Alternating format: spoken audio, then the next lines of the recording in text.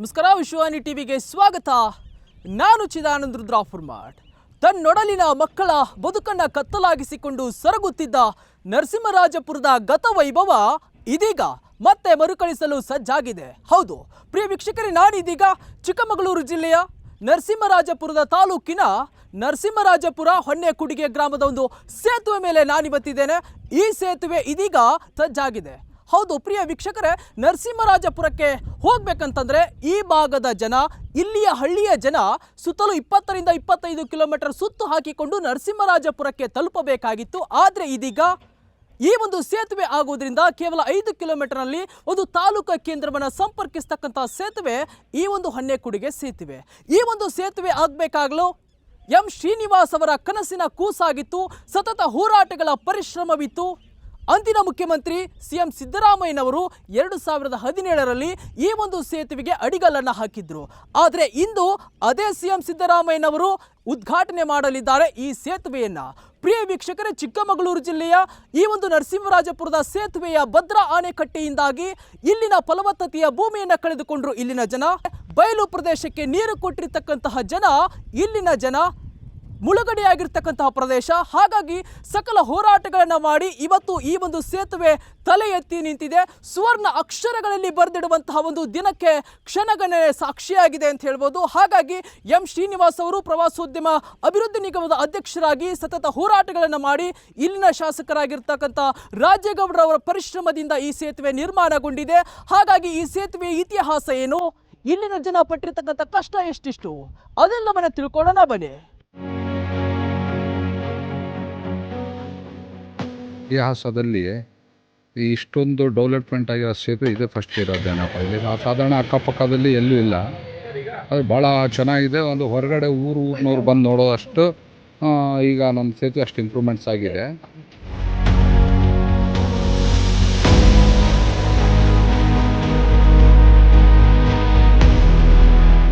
ಈಗೇನು ಆಡು ಭಾಷೆಯಲ್ಲಿ ನಮ್ಮ ಭಾಗದಲ್ಲಿ ಸಿದ್ದರಾಮಯ್ಯನ ಸೇತುವೆ ಅಂತಲೇ ಜನ ಕರೀತಾ ಇದ್ದಾರೆ. ಗ್ರಾಮೀಣ ಭಾಗಕ್ಕೂ ಹಾಗೂ ಪಟ್ಟಣ ಭಾಗಕ್ಕೆ ಇದೊಂದು ಈಗ ಪ್ರಮುಖ ಸಂಪರ್ಕ ಕೊಂಡಿಯಾಗಿ ಮಾರ್ಪಾಟಾಗಿದೆ.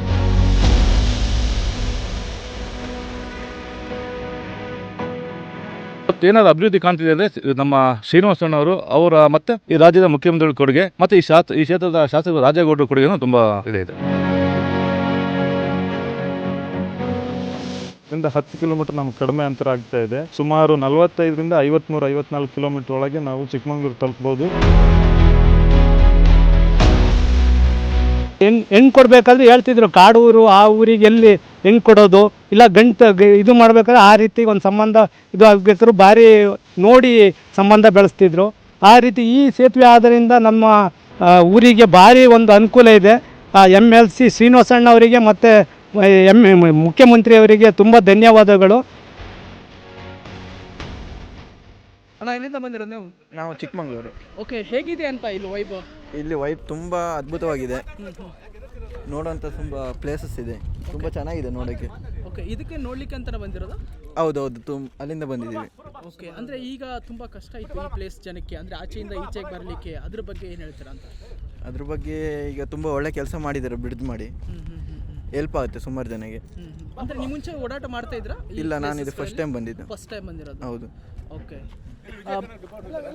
ಮತ್ತೊಂದಿಷ್ಟು ಜನರು ಕೂಡ ನಮ್ಮ ಜೊತೆಗಿದ್ದಾರೆ. ಬನ್ನಿ ಅವ್ರನ್ನ ಮಾತಾಡಿಸೋಣ. ಅನೇಕ ಸಂಖ್ಯೆಯ ಪ್ರವಾಸಿಗರು ಈ ಸೇತುವೆ ಮೇಲಿದ್ದಾರೆ. ಅಂದರೆ ಇಲ್ಲಿನ ಒಂದು ನೋಟವನ್ನು ಕಣ್ತುಂಬಿಕೊಳ್ಳುವಂಥ ಕೆಲಸವನ್ನು ಕೂಡ ಮಾಡ್ತಾ ಇದ್ದಾರೆ. ಸರ್ ನಮಸ್ತೆ. ಸರ್, ಇವತ್ತು ದಶಕಗಳ ಕನಸು ಇವತ್ತು ನನಸಾಗಿದೆ ಅಂತ ಹೇಳ್ಬೋದು. ಹಾಗಾಗಿ ಏನು ಹೇಳ್ತೀರಾ ಸರ್ ಈ ಒಂದು ಸೇತುವೆ ಬಗ್ಗೆ ಅಂತ? ಸರ್, ಆ್ಯಕ್ಚುಲಿ ನಾವು ಫಸ್ಟಿಗೆ ನಮ್ಮ ವಿಧಾನ ಪರಿಷತ್ ಸದಸ್ಯರು ಹಾಗೂ ನಮ್ಮ ರಾಜ್ಯ ಪ್ರವಾಸೋದ್ಯಮ ಅಧ್ಯಕ್ಷರಾಗಿರ್ತಕ್ಕಂಥ ಶ್ರೀನಿವಾಸ್ ಅವರಿಗೆ ಧನ್ಯವಾದ ಹೇಳಬೇಕು. ಯಾಕಂದರೆ ಈ ಭಾಗ ಸಂಪೂರ್ಣವಾಗಿ ಇದು ಒಂಥರ ಸ್ಮಶಾನ ಆಗಿತ್ತಿದ್ದು. ಬಟ್ ಈಗ ಅವರು ಏನು ಮಾಡಿದ್ದಾರೆ ಅಂದರೆ, ಈ ಒಂದು ಸಿದ್ದರಾಮಯ್ಯವರು ತುಂಬ ಆತ್ಮೀಯರಾಗಿರೋದ್ರಿಂದಾಗಿ ಹಲವಾರು ಕಷ್ಟಪಟ್ಟು ಇವರೊಂದು 38 ಕೋಟಿ ವೆಚ್ಚದಲ್ಲಿ ಈ ಒಂದು ಸೇತುವೆ ಮಾಡೋದಕ್ಕೆ, ಇಲ್ಲಿ ಸೇತುವೆ ಬಿತ್ತು ಅಲ್ಲಿ ಟೌನ್ ತನಕ ರಸ್ತೆ ಎಷ್ಟು ಅನುಕೂಲ ಆಗುತ್ತೆ ಅಂತಂದರೆ, ಈ ಭಾಗದ ಜನಗಳಿಗೆ ಇಲ್ಲಿ ಏನೂ ವ್ಯವಸ್ಥೆ ಇರಲಿಲ್ಲ. ಆದರೆ ಇಲ್ಲಿಗ ಇಲ್ಲೊಂದು 7-8 ಮನೆಗಳಿಗೆ ಅಂಗಡಿ ಹಾಕೊಂಡಿದ್ದಾರೆ, ಅವ್ರಿಗೊಂದು ಜೀವನ ಆಗುತ್ತೆ. ಇಲ್ಲೊಂದು 2-3 ಐಸ್ ಕಂಡಿ ಹಂಗೆ ಹಾಕಂತಾರೆ, ಅವ್ರಿಗೊಂದು ಜೀವನ ಆಗುತ್ತೆ. ಅದ್ರ ಜೊತೆಗೆ ಇಲ್ಲಿಗೆ ಸಂಪರ್ಕವಾಗಿ ಹಂದೂರು, ಆಮೇಲೆ ನಮ್ಮ ಕರ್ಕೂಟ, ಸಾರ್ಯ ಇಂಥ ಭಾಗಗಳಿಗೆ ತುಂಬಾ ಹತ್ತಿರ ಆಗುತ್ತೆ ಸರ್. 15 ಕಿಲೋಮೀಟ್ರ್ ಇಲ್ಲಿ, 5 ಕಿಲೋಮೀಟ್ರಲ್ಲಿ. ಸೊ ಹಾಗಾಗಿ ಇದೊಂದು ನಿಜಕ್ಕೊಂದು ಪ್ರವಾಸಿ ಕ್ಷಣ ಆಗುತ್ತೆ. ಮುಂದಿನ ದಿನಗಳಲ್ಲಿ ಇಲ್ಲಿ ಇನ್ನೂ ತುಂಬ ಪ್ಲಾನ್ಗಳು ಮಾಡಿದ್ದಾರೆ ಶ್ರೀನಿವಾಸ್ ಅವರು. 2 ಎಕರೆ ಜಾಗದಲ್ಲಿ ಪ್ರವಾಸೋದ್ಯಮ ಮಾಡಬೇಕು ಅಂತಿದ್ದಾರೆ, ಬೋಟಿಂಗ್ ವ್ಯವಸ್ಥೆ ಬರುತ್ತೆ. ಸೊ ಹಾಗಾದಾಗ ನಮ್ಮ ನರಸಿಂಹರಾಜಪುರ ಮುಳುಗಡೆ ಪ್ರದೇಶ, ಆದರೆ ಇಂಥ ಒಂದು ವ್ಯವಸ್ಥೆ ಆಗಿರೋದ್ರಿಂದಾಗಿ ನಮಗೆ ಪ್ರವಾಸಿಗರನ್ನು ಆಕರ್ಷಣೆ ಮಾಡೋದಕ್ಕೆ ಇದೊಂದು ಉತ್ತಮವಾಗಿರ್ತಕ್ಕಂಥ ಒಂದು ಕೆಲಸವನ್ನು ಮಾಡಿದ್ದಾರೆ ಸರ್, ಅದೊಂದು ಹೇಳ್ಬೋದು. Thank you so much. ಮುಖ್ಯಮಂತ್ರಿಗಳು ಎನ್ ಆರ್ ಪುರ ಹೆಸರಿಟ್ಟು 100 ವರ್ಷದ ಒಂದು ಶುಭ ಸಂದರ್ಭದಲ್ಲಿ ಬಂದಾಗ ನಮ್ಮೆಲ್ಲರ ಮನವಿ ಮತ್ತು ಶ್ರೀನಿವಾಸರವರ ಒಂದು ಮನವಿಗೆ ನೆನಪಿರುವಂಥ ಒಂದು ಸೇತುವೆಯನ್ನು ಮಂಜೂರು ಮಾಡಿಕೊಟ್ಟಿದ್ದಾರೆ. ಅದು ಅವರು 13ನೇ ತಾರೀಕು ಬಂದು ಅದನ್ನು ಲೋಕಾರ್ಪಣೆ ಗೊಳಿಸ್ತಾ ಇದ್ದಾರೆ. ಎಲ್ರಿಗೂ ನಮಸ್ಕಾರ. ನರಸಿಂಹರಾಜಪುರದ ಇತಿಹಾಸವನ್ನು ನಾವು ಮೊದಲು ನೆನಪು ಮಾಡ್ಕೊಳ್ಬೇಕಾಗತ್ತೆ.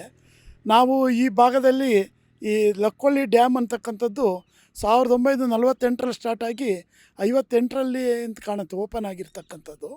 ಆ ಸಂದರ್ಭದಲ್ಲಿ ಲಕ್ಷಾಂತರ ಎಕರೆ ಇವತ್ತು ಬಯಲುಸೀಮೆ ಭಾಗಕ್ಕೆ ನಾವು ಈ ಭದ್ರಾ ಡ್ಯಾಮಿನ ನೀರನ್ನು ಆ ಕಡೆ ನಾವು ಪೂರೈಸ್ತಾ ಇದ್ದೀವಿ. ಆದರೆ ಆ ಸಂದರ್ಭದಲ್ಲಿ ಮುಳುಗಡೆ ಆಗಿರ್ತಕ್ಕಂಥದ್ದು ನರಸಿಂಹರಾಜಪುರ. ಅದಕ್ಕಿಂತ ಮೊದಲು ಇಲ್ಲಿ ಹೆಚ್ಚು ಕಡಿಮೆ ಒಂದು 50,000 1 ಲಕ್ಷದ ಎಕರೆಯಷ್ಟು ಜಮೀನು ಭತ್ತ ಬೆಳೀತಾಯಿದ್ರು. ಅದಕ್ಕೆ ಈ ಭಾಗದ ನರಸಿಂಹರಾಜಪುರನ ಮೊದಲು ಹೆಡೆಹಳ್ಳಿ ಅಂತಿತ್ತು.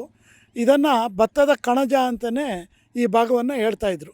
ಅದು ಸಂಪೂರ್ಣವಾಗಿ ನೀರಿನಲ್ಲಿ ತುಂಬೋದ ಮೇಲೆ ಇಲ್ಲಿರ್ತಕ್ಕಂಥ ಜನಗಳು ಎಲ್ಲ ಅರ್ಧ ಜನನೇ ಕಡಿಮೆ ಆದರು. ಪಟ್ಟಣದಲ್ಲೇ ಆಗಲಿ ಅಥವಾ ಈ ಊರಿನಲ್ಲಾಗಲಿ ಎಲ್ಲ ಆ ಕಡೆ ಇವತ್ತು ಇದೆ.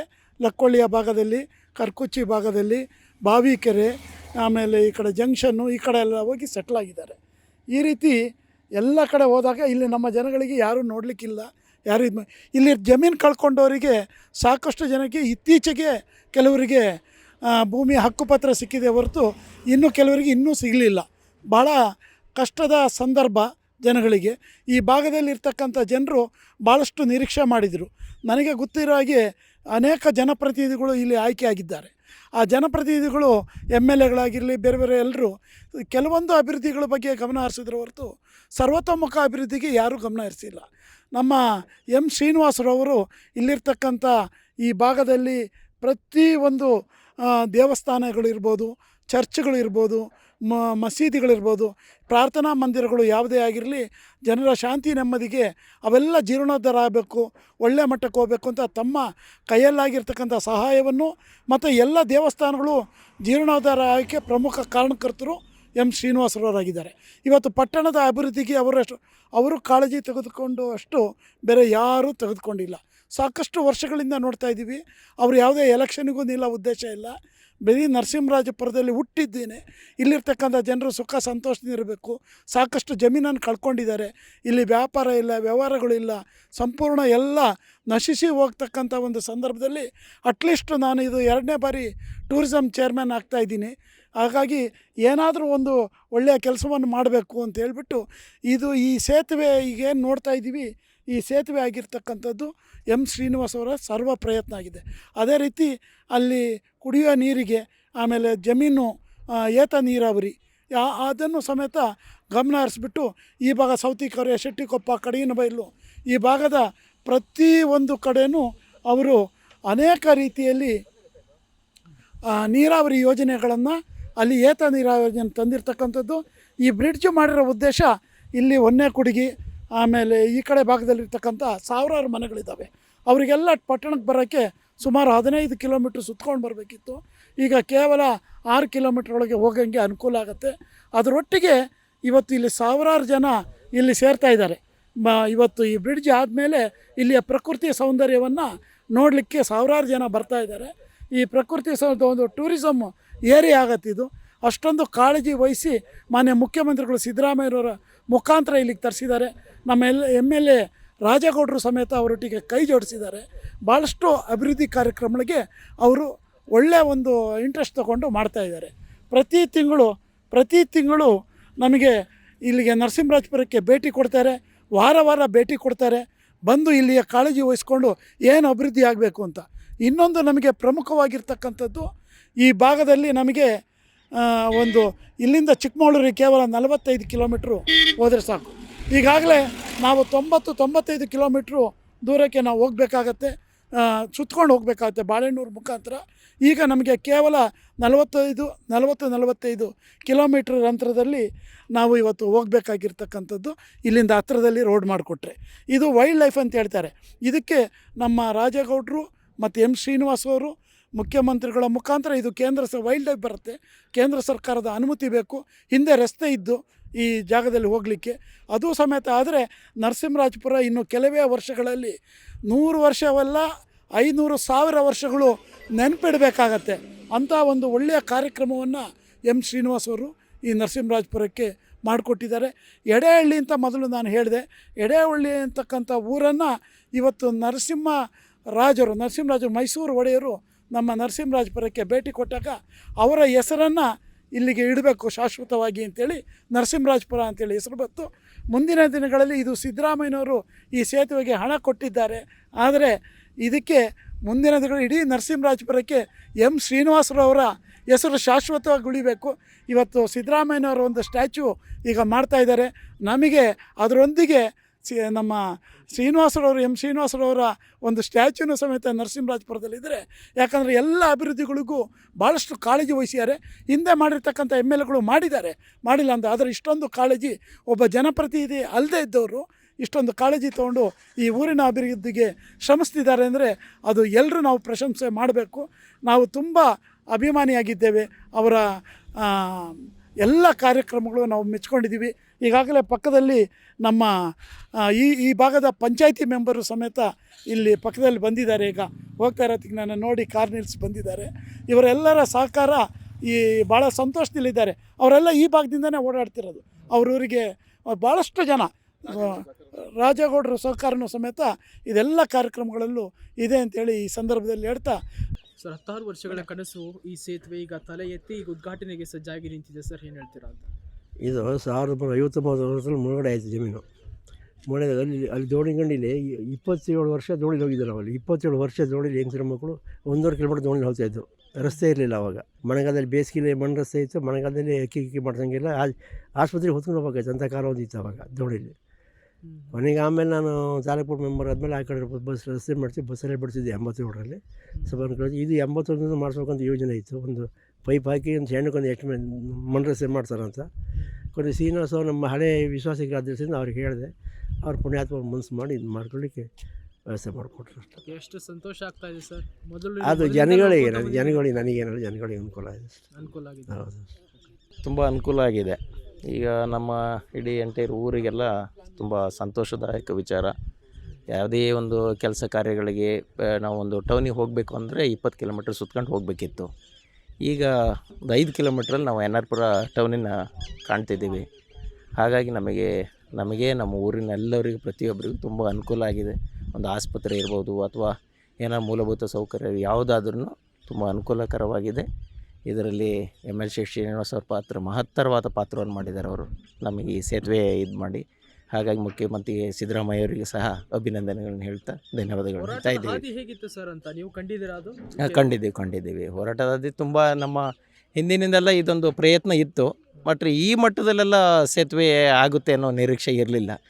ನಮ್ಮದು ಏನೋ ಸಣ್ಣ ಮಟ್ಟದಲ್ಲಿ ಒಂದು ಸಾಮಾನ್ಯ ಓಡಾಡಲಿಕ್ಕೆ ಈಗ ನೀರು ಬಿಟ್ಟಿದೆಯಲ್ಲ, ಈ ಹಂತದಲ್ಲಿ ಏನಾದರೂ ಒಂದು ಸಣ್ಣ ಸೇತುವೆ ಮಿನಿ ಪೈಪ್ಗಳನ್ನ ಹಾಕಿ ಒಂದು ಮಾಡೋಣ ಅಂತ ಎಸ್ಟಿಮೇಟ್ ಇತ್ತು. ಬಟ್ಟು ಶ್ರೀನಿವಾಸ್ ಅವ್ರು ಬಂದಿದ್ದರು. ಆಮೇಲೆ ಅವ್ರಿಗೆ ನಾವು ಮನವಿ ಮಾಡ್ಕೊಂಡ್ವಿ. ಆಮೇಲೆ ಇಂಜಿನಿಯರ್ ಕರೆಸಿದ್ರು, ಏನು ಪ್ಲ್ಯಾನ್ ಇದೆ ಹೇಳಿದ್ರು. ಆಮೇಲೆ ಇದು ದೊಡ್ಡ ಮಟ್ಟದಲ್ಲೇ ಇಂಜಿನಿಯರು ಇದು ಈ ಸಣ್ಣ ಮಟ್ಟದಲ್ಲೆಲ್ಲ ಮಾಡಲಿಕ್ಕಾಗಲ್ಲ, ದೊಡ್ಡ ಮಟ್ಟದಲ್ಲಿ ಈ ಸೇತುವೆಯನ್ನು ಮಾಡಬೇಕು ಅಂಥೇಳಿ ಅವರು ಪ್ಲ್ಯಾನ್ ಪ್ರಕಾರವಾಗಿ ತುಂಬ ನೀಟಾಗಿ ಪ್ಲ್ಯಾನ್ ಹಾಕ್ಕೊಟ್ರು. ಪ್ಲ್ಯಾನ್ ಹಾಕ್ಕೊಟ್ಮೇಲೆ ಈ ಕೆಲಸ ಈ ರೀತಿ ಆಗಿದೆ.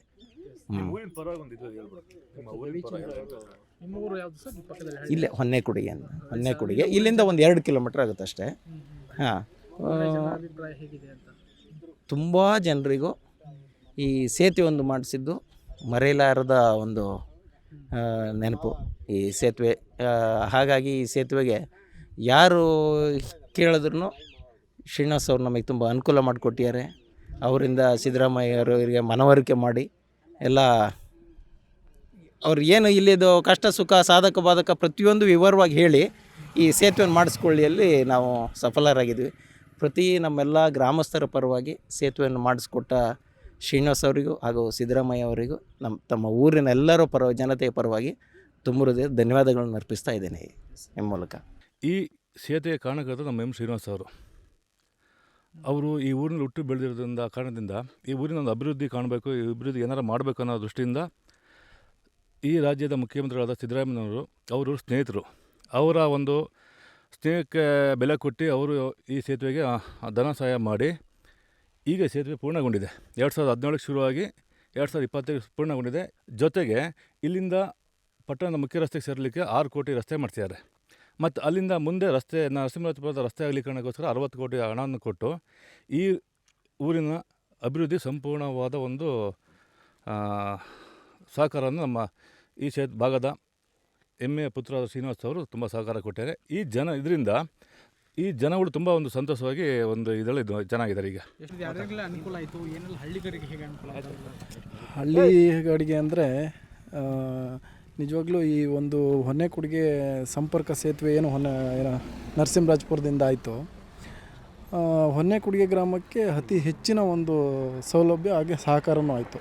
ಯಾಕಂದರೆ ಒಂದು ಸುನಿ ಅವ್ರು ಹೇಳ್ದಂಗೆ 18ರಿಂದ 20 ಕಿಲೋಮೀಟ್ರು ಸುತ್ತಾಗಿ ಬರಬೇಕಿತ್ತು. ನಾವೇನೋ ಒಂದು ಟೌನಿಗೆ ಬರಬೇಕಾದ್ರೆ ಶಾಲೆ ಮಕ್ಕಳಿಗಿರ್ಬೋದು, ಕಾಲೇಜು, ಹಾಗೆ ನಮ್ಮ ಆಸ್ಪತ್ರೆಗೆ ಹೋಗೋದಿರ್ಬೋದು, ವೃದ್ಧರನ್ನೇನೋ ಕರ್ಕೊಂಡು ಹೋಗೋದಿರ್ಬೋದು, ಹಾಗೆ ಸಾರಿಗೆ ಸಂಪರ್ಕವೂ ತುಂಬ ದೂರದಿಂದ ಬರೋವಂಥದ್ದು.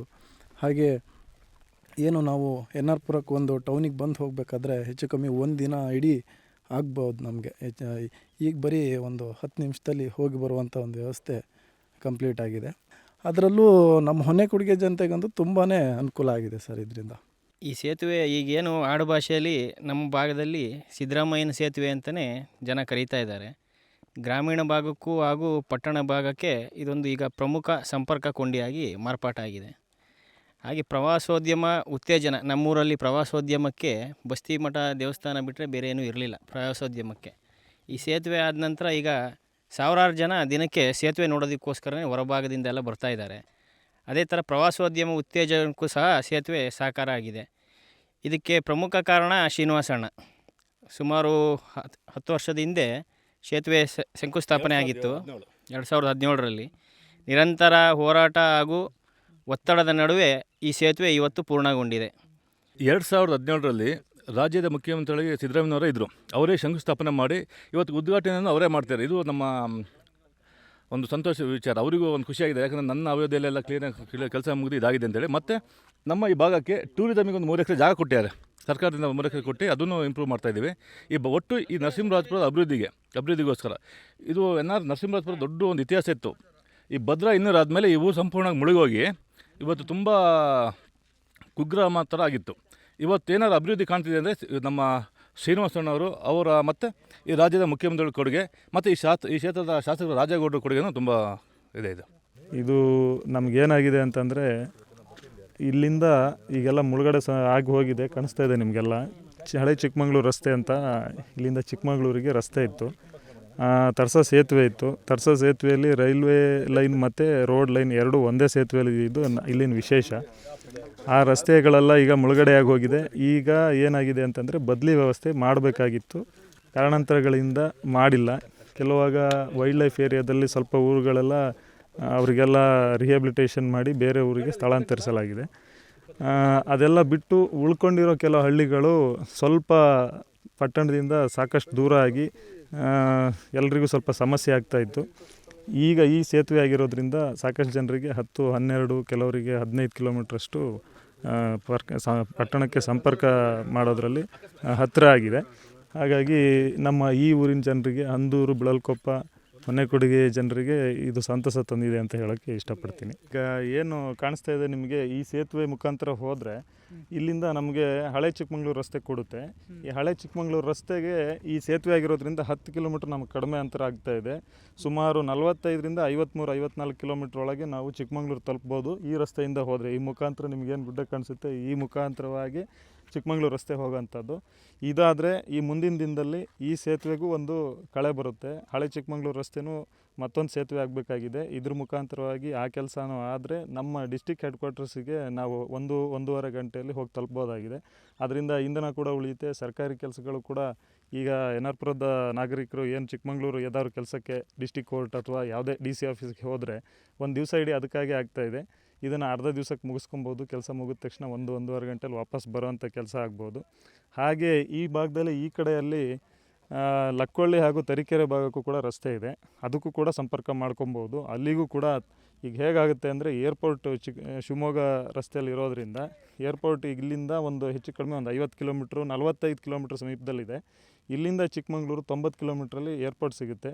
ಮೂಡಿಗೆರೆ ಕನೆಕ್ಟ್ ಆಗುತ್ತೆ, ಬೇಕಾದ್ರೆ ಲಕ್ಕೊಳ್ಳಿ ಮತ್ತು ತರೀಕೆರೆ ಕನೆಕ್ಟ್ ಆಗುತ್ತೆ. ಈ ಹಳೆ ಚಿಕ್ಕಮಂಗ್ಳೂರು ರಸ್ತೆಯನ್ನು ಅಭಿವೃದ್ಧಿ ಮಾಡಿ ಮುಕ್ತವಾಗಿ ಅವಕಾಶ ಮಾಡಿಕೊಟ್ರೆ ಓಡಾಡಲಿಕ್ಕೆ ಸರ್ಕಾರಿ ಕೆಲಸಗಾರರಿಗೂ ನಮ್ಮ ಜನಸಾಮಾನ್ಯರಿಗೂ ಎಲ್ರಿಗೂ ಕೂಡ ಭಾಳ ಅನುಕೂಲ ಆಗುತ್ತೆ ಅನ್ನೋದನ್ನು ಹೇಳೋದಕ್ಕೆ ಇಷ್ಟಪಡ್ತೀನಿ. ಜಿಲ್ಲಾ ಕೇಂದ್ರಕ್ಕೆ ಇದರಿಂದ ನಮಗಿಂತ ಹೆಚ್ಚಾಗಿ ಹೇಳಬೇಕು ಅಂದರೆ ಸರ್ಕಾರಿ ಅಧಿಕಾರಿಗಳಿಗೆ ಪ್ರತಿಯೊಂದು ವಿಚಾರಕ್ಕೂ ಒಂದು ಜಿಲ್ಲಾ KDP ಇರಲಿ, ಡಿಸ್ಟಿಕ್ ಯಾವುದೇ ಕೆಲಸಗಳಿದ್ರೂ ಕೂಡ ಜಿಲ್ಲಾ ಪರಿಷತ್ ಆಗಿರ್ಬೋದು, ಎಲ್ಲದಕ್ಕೂ ಹೋಗೋದಕ್ಕೆ ಬರೋದಕ್ಕೆ ಸುಮಾರು 96 ಕಿಲೋಮೀಟ್ರು ಈ ಕಡೆಯಿಂದ ಆಗುತ್ತೆ ಬಾಳೆಹೊನ್ನೂರು ಮೇಲೆ ಹೋದರೆ. ಹಾಗೆ ತರೀಕೆರೆ ಮೇಲೆ ಹೋದರೆ 108 ಕಿಲೋಮೀಟ್ರ್ ಆಗುತ್ತೆ. ಇದರ ಬದಲಿಯಾಗಿ ನಮಗೊಂದು 40-50 ಕಿಲೋಮೀಟ್ರು ಉಳಿತಾಯ ಆಗೋ ಹಾಗೆ ಈ ರಸ್ತೆ ಮಾಡಿಕೊಟ್ರೆ ನಮ್ಗೆ ಭಾಳ ಅನುಕೂಲ ಆಗುತ್ತೆ ಅಂತ. ಸಮಯ ಉಳಿಯುತ್ತೆ, ಸಾಕಷ್ಟು ಜನರದ್ದು ಸಮಯ, ಆಮೇಲೆ ಹಣಕಾಸು ಉಳಿಯುತ್ತೆ, ಇಂಧನ ಉಳಿತಾಯ ಆಗುತ್ತೆ, ಊರು ಕೂಡ ಅಭಿವೃದ್ಧಿ ಆಗುತ್ತೆ. ನಮ್ಮ ಊರಿಗೂ ಈ ಸೇತುವೆ ಮಾಡಿದ್ದಕ್ಕೂ ಒಂದು ಬೆಲೆ ಸಿಗುತ್ತೆ ಅಂತ ಹೇಳಕ್ಕೆ ಇಷ್ಟಪಡ್ತೀನಿ. ಈಗ ಇದು 5 ಕಿಲೋಮೀಟ್ರು ಹತ್ರ ಆಗೋದ್ರಿಂದ ತುಂಬ ಜನಗಳಿಗೆ ಅನುಕೂಲ ಇದೆ. ಏನೇ ಒಂದು ಕೃಷಿ ಕೇಂದ್ರಕ್ಕೆ ಏನಾರ ಹೋಗಬೇಕು, ಏನಾರ ತರಬೇಕು ಅಂದರೂ ಭಾರಿ ಸುತ್ತಕೊಟ್ಟು ಹೋಗಿ ಬರಬೇಕಿತ್ತು. ಸುಮಾರು ಸಮಯ ವೇಸ್ಟ್ ಆಗ್ತಿತ್ತು. ಹಾಗೆ ಇದು ಇಂಧನನೂ ವೇಸ್ಟ್ ಆಗ್ತಿತ್ತು. ಆಮೇಲೆ ಸ್ಕೂಲ್ ಮಕ್ಕಳು ಅಷ್ಟೇ 5 ಕಿಲೋಮೀಟ್ರ್ ಇದ್ದರೆ ಈಗ ಬರೀ ಒಂದು ಸೈಕಲಲ್ಲಾದ್ರೂ ಸ್ಕೂಲಿಗೆ ಹೋಗಿ ಬರ್ಬೋದು. ಆ ಗ್ರಾಮೀಣ ಇದರಲ್ಲೇ ಗ್ರಾಮ ಪಂಚಾಯತಿ ವ್ಯಾಪ್ತಿಯಲ್ಲಿ ಬರೀ SC ಸ್ವಲ್ಪ ಕಡಿಮೆ ಇದ್ದಾರೆ. ಹಾಗಾಗಿ ಅಲ್ಲಿ ಇದು ವಿದ್ಯಾಭ್ಯಾಸ ಭಾರಿ ಒಂದು ಸ್ವಲ್ಪ ಕಡಿಮೆ ಇದೆ. ಆಮೇಲೆ ಎಲ್ಲಾದರೂ ಒಂದು ಹುಡುಗಂಗೆ ಏನಾರು ಒಂದು ಸೆಟ್ಲ್ಮೆಂಟ್ ಬೇಕು ಅಂದರೆ ಕಾಡೂರು ಅಂತಿದ್ರು. ಆ ಟೈಮಿಗೆ ಒಂದು SKMS ಅನ್ನೋದು ಒಂದೇ ಒಂದು ಬಸ್ ಇತ್ತು. ಆ ಬಸ್ಸು ಯಾವುದೋ ಟೈಮಿಗೆ ಬರ್ತಿತ್ತು, ಹೋಗ್ತಿತ್ತು. ಜನಗಳು ಪೇಟೆಗೆ ಬರಬೇಕಾದ್ರೆ ಒಂದು ದಿನ ಇಡೀ ಆಗ್ತಿತ್ತು. ಹೌದೌದು, ಒಂದು ಹೆಣ್ಣು ಕೊಡಬೇಕಾದ್ರೆ ಹೇಳ್ತಿದ್ರು ಕಾಡೂರು, ಆ ಊರಿಗೆ ಎಲ್ಲಿ ಹೆಣ್ಣು ಕೊಡೋದು, ಇಲ್ಲ ಇದು ಮಾಡಬೇಕಾದ್ರೆ ಆ ರೀತಿ ಒಂದು ಸಂಬಂಧ ಇದು ಆಗಬೇಕಾದ್ರೂ ಭಾರಿ ನೋಡಿ ಸಂಬಂಧ ಬೆಳೆಸ್ತಿದ್ರು. ಆ ರೀತಿ ಈ ಸೇತುವೆ ಆದ್ದರಿಂದ ನಮ್ಮ ಊರಿಗೆ ಭಾರಿ ಒಂದು ಅನುಕೂಲ ಇದೆ. MLC ಶ್ರೀನಿವಾಸಣ್ಣ ಅವರಿಗೆ ಮತ್ತು ಮುಖ್ಯಮಂತ್ರಿಯವರಿಗೆ ತುಂಬ ಧನ್ಯವಾದಗಳು ಈ ಸೇತುವೆ ಕೊಡುಗೆ ಕೊಟ್ಟಿದ್ದಕ್ಕಾಗಿ. ಸರ್, ಎನ್.ಆರ್.ಪುರದ ಇತಿಹಾಸದಲ್ಲಿ ಇಷ್ಟೊಂದು ಡೆವಲಪ್ಮೆಂಟ್ ಆಗಿರೋ ಸೇತುವೆ ಇದೇ ಫಸ್ಟ್ ಇರೋದೇನಪ್ಪ. ಇಲ್ಲಿ ಸಾಧಾರಣ ಅಕ್ಕಪಕ್ಕದಲ್ಲಿ ಎಲ್ಲೂ ಇಲ್ಲ. ಅದು ಭಾಳ ಚೆನ್ನಾಗಿದೆ. ಒಂದು ಹೊರಗಡೆ ಊರಿನವ್ರು ಬಂದು ನೋಡೋದಷ್ಟು ಈಗ ನಮ್ಮ ಸೇತುವೆ ಅಷ್ಟು ಇಂಪ್ರೂವ್ಮೆಂಟ್ಸ್ ಆಗಿದೆ. ಇನ್ನೊಂದೇನಂತ ಹೇಳಿದರೆ, ನಮ್ಮದು ಹೆಚ್ಚಿನ ಪಕ್ಷ ಈ ಊರಿನಲ್ಲಿ ಏನಾದರೂ ನಾಳೆ ದಿವಸ ಅನಾಹುತ ಆದರೆ ನಾವು 22-23 ಕಿಲೋಮೀಟ್ರ್ ತಿರ್ಕೊಂಡು ಬರಬೇಕಿತ್ತು. ಈಗ ಹಾಗೀಗಿಲ್ಲ, ಒಂದು 5 ಕಿಲೋಮೀಟ್ರ್ 6 ಕಿಲೋಮೀಟ್ರಲ್ಲಿ ಮುಗ್ದು ಹೋಗೋದಂಥದ್ದಾಗಿದೆ. ಮತ್ತೇನೋ ಈ ಬೆಂಕಿ ಬಿತ್ತು, ಈ ಆಕ್ಸಿಡೆಂಟ್ ಆಯಿತು, ಮತ್ತೊಂದು ಆಸ್ಪತ್ರೆ ಅದು ಅಂದರೆ ಇದು ಭಾಳ ಹತ್ತಿರ ಆಗಿದೆ, ಭಾಳ ಇದೆ. ಇದ್ರ ಹಿಂದೆ ಶ್ರಮ MLC ಅವ್ರದ್ದು ಭಾಳ ಇದೆ. ಭಾಳ ಅಡೆತಡೆ ಇದ್ದು ಏನೇನಿದ್ರು ಪಾಪ ಅವರು ಜಗದೆ ಎಲ್ಲ ಪ್ರತಿಯೊಂದು ಫೈಟ್ ಮಾಡಿದ್ರು. ಮತ್ತು ನಮ್ಮ TD ರಾಜೇಗೌಡರು ಆಗಲಿ, ಅವ್ರದ್ದು ಶ್ರಮ ಭಾಳ ಇದೆ. ಮತ್ತು ಇಲ್ಲಿ ನಾವು ಇದ್ದಂಗೆ ನೋಡ್ದಂಗೆ ಇದು ಭಾಳ ರಸ್ತೆ ಡೆವಲಪ್ಮೆಂಟ್ ಇದ್ದಿಲ್ಲ. ಹೀಗಾಗತ್ತೆ ಅಂತ ಕನ್ಸಲ್ಲೂ ಅಂದ್ಕೊಂಡಿದ್ದಿಲ್ಲ. ಇವು ಹೊಂಡ ಗುಂಡಿ ಇಲ್ಲಿ ಈ ರೀತಿ ಆಗುತ್ತೆ. ಒಂಥರ ಸಿಟಿ ನೋಡ್ದಂಗೆ ಆಗುತ್ತೆ ಸರ್, ಸಿಟಿ ನೋಡ್ದಂಗೆ ಆಗುತ್ತೆ. ಪ್ರತಿ ಜನ ಹೊರಗಡೆಯಿಂದ ಬರ್ತಾರೆ, ಸುಂದರವಾದ ಸೂರ್ಯೋದಯ ಆಗೋದು ಪ್ರತಿಯೊಂದು ನೋಡ್ತಾರೆ. ಭಾಳ ಖುಷಿಯಾಗತ್ತೆ. ಈ ನಮ್ಮ ಎನ್.ಆರ್.ಪುರದ್ದು ಇತಿಹಾಸದಲ್ಲಿ ಇದು ಸಾಧಾರಣ ಮಟ್ಟಿಗೆ ಇಲ್ಲ, ಇಲ್ಲಿ ಇಂಥ ಸೇತುವೆ ಎಲ್ಲೂ ಇಲ್ಲ. ಆದರೆ ಭಾಳ ಒಳ್ಳೆ ಕಾಮಗಾರಿಗೇನೋ ಆಗಿದೆ, ಚೆನ್ನಾಗಿದೆ, ತೊಂದರೆ ಏನಿಲ್ಲ ನಮ್ಗೆ ಗೊತ್ತಿದ್ದಂಗೆ. ಬಟ್ ನೋಡ್ಬೇಕು, ದೇವರು ಇನ್ನೂ ಅವರಿಗೆ MLC ಅವರಿಗೆ ಇನ್ನೂ ಉತ್ತಮವಾದ ಇನ್ನೂ 2-3 ಕಾರ್ಯಕ್ರಮಗಳು ಇದ್ದಾವೆ, ಸೇತುವೆಗಳು ಬೇಕು. ಈ ಎನ್.ಆರ್.ಪುರನ ನರಸಿಂಹರಾಜಪುರನ ಮುಚ್ಚಾಕ್ಬಿಟ್ಟಿದ್ರು ಸರ್, ಒಂದು ಸೈಡ್ ಮಾಡಿಬಿಟ್ಟಿದ್ರು. ಈಗ ಒಂದೊಂದೇ ಈ ರೀತಿ ಡೆವಲಪ್ಮೆಂಟ್ ಆಗಿದ್ರೆ ನಮ್ಗೆ ಭಾಳ ಖುಷಿ. ಇನ್ನೂ ಮುಂದಕ್ಕೆ ಬರಬೇಕು ನಮ್ಮೂರು.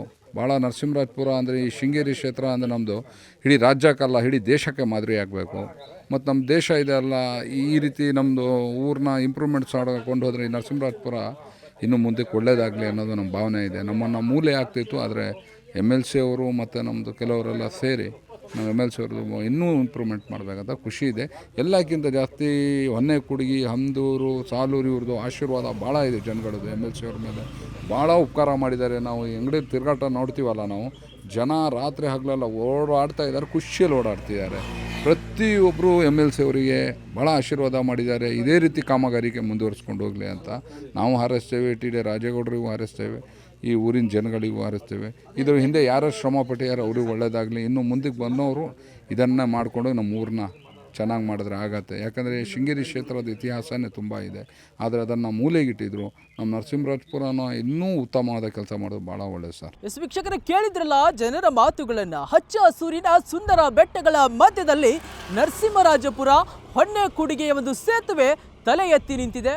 ಸಿದ್ದರಾಮಯ್ಯನವರು ಉದ್ಘಾಟನೆ ಮಾಡಲಿದ್ದಾರೆ. 16 ವರ್ಷಗಳ ಕಾಲ ಅನೇಕ ಕಾಣದ ಕೈಗಳ ಕೆಲಸದ ಪರಿಶ್ರಮದ ಫಲವಾಗಿ ಇವತ್ತು ಈ ಸೇತುವೆ ತಲೆ ಎತ್ತಿ ನಿಂತಿದೆ. ಎಂ ಶ್ರೀನಿವಾಸ್ ಅವರು ಪ್ರವಾಸೋದ್ಯಮ ಅಭಿವೃದ್ಧಿ ನಿಗಮದ ಅಧ್ಯಕ್ಷರಾಗಿ ಈ ಒಂದು ಸೇತುವೆಗೆ ಒಂದು ಅದ್ಭುತವಾಗಿರ್ತಕ್ಕಂಥ ಕೊಡುಗೆಯನ್ನು ನೀಡಿದ್ದಾರೆ. ಹಲವಾರು ವರ್ಷಗಳ ಕಾಲ ಓಡಾಟವನ್ನು ನಡೆಸಿದ್ದಾರೆ. 16 ಮನವಿಗಳನ್ನು ಸಲ್ಲಿಸಿದ್ದಾರೆ. 45 ಕೋಟಿ ರೂಪಾಯಿ ವೆಚ್ಚದಲ್ಲಿ ಇವತ್ತು ಈ ಸೇತುವೆ ತಲೆ ಎತ್ತಿ ನಿಂತಿದೆ ಅಂತಂದರೆ ಎಂ ಶ್ರೀನಿವಾಸ್ ಹಾಗೂ ಇಲ್ಲಿನ ಶಾಸಕರಾಗಿರ್ತಕ್ಕಂತಹ ರಾಜೇಗೌಡವರ ಒಂದು ಅವಿರತ ಪರಿಶ್ರಮವಿದೆ ಅಂತ ಹೇಳ್ಬೋದು. ಮತ್ತು ಅಲ್ಲಿನ ಜನವು ಕೂಡ ಇದನ್ನೇ ಹೇಳ್ತಾ ಇರೋದು. ಕ್ಯಾಮ್ರಾ ಪರ್ಸನ್ ಗಿರೀಶ್ ಜೊತೆ ಚಿದಾನಂದ ರುದ್ರಾಪುರ್ ಮಠ್, ವಿಶ್ವವಾಣಿ TV, ನರಸಿಂಹರಾಜಪುರ.